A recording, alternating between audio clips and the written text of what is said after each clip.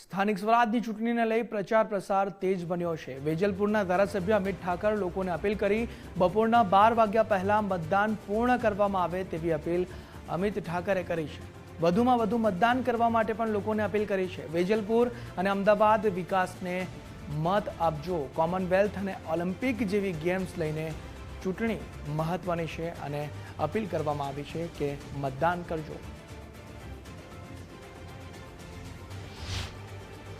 અમદાવાદ શહેરને વિશ્વ કક્ષાનું શહેર બનાવી અને કોમનવેલ્થ અને ઓલિમ્પિકની યજમાની માટે એ મનની અંદર જે ઉમંગો છે એક સુંદર મજાનું શહેર ઊભું કરવા માટે 4 કાઉન્સિલરો આ વેજલપુર વોર્ડમાંથી આપવા માટે અહીંની જનતા સાથે કાર્યકર્તા સમગ્ર રીતે તૈયાર છે।